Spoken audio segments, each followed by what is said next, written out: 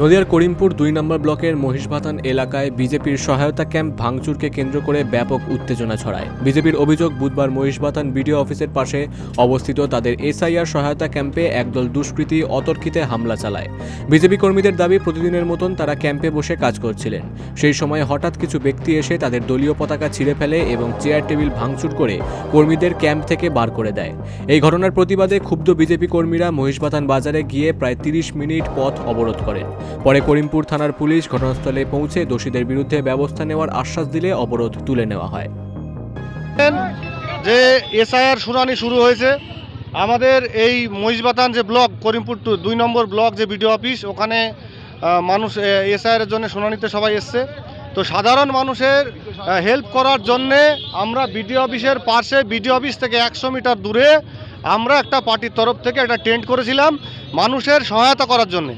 হঠাৎ করে আজকে আমাদের এখানকার যে লোকাল এমএলএ তার সাথে করে গুন্ডা বাহিনী নিয়ে এসে আমাদের লোকজনকে সরিয়ে দিয়ে ওখানে টেন্ট ভেঙেছে। টেন্ট ভেঙে সমস্ত কাগজপত্র নষ্ট করে দিয়েছে। মহিলা আমাদের মেম্বাররা ছিল, তাদেরকে হেনস্থা করেছে। তো তার প্রতিবাদে আজকে আমরা এখানে পথ অবরোধ করছি। অন্যদিকে তৃণমূল কংগ্রেসের ব্লক সভাপতি কার্তিক মণ্ডল জানান, এই ঘটনার সাথে তৃণমূলের কোনো যোগসূত্র নেই।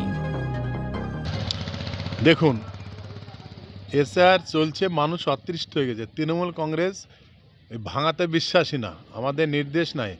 আমরা প্রত্যেকটা মানুষকে আহ্বান করছি, আসুন এসআর মানুষের পাশে দাঁড়ান। তারা যে যেভাবে ভুগছে, ভয়ে ভীত হয়ে তারা ভুগছে, তাদের পাশে দাঁড়ানোর জন্য আমরা সকলকে আহ্বান করছি। কিন্তু তৃণমূল কংগ্রেস এই ভাঙাতে বিশ্বাসী না। কে বা কারা ভাঙলো ওরা নিজেরাই জানে না। আমার যতটুকু ধারণা, এসআইআরে যারা এসছেন, এসে হয়রান হচ্ছে, তারাই হয়তো ভেঙেছে। এটা আমার ধারণার কথা বলছি। কিন্তু তৃণমূল কোনো ছেলে ভাঙেনি। ওরা বলতে পারবে তৃণমূলের এই ভেঙেছে, ওদের ধারণার কথা বলছি। ভাঙা মানে তৃণমূল। বর্তমানে পুলিশি হস্তক্ষেপে পরিস্থিতি নিয়ন্ত্রণে থাকলেও এলাকায় রাজনৈতিক চাপা উত্তেজনা বিরাজ করছে। Bureau report, বঙ্গদর্পণ।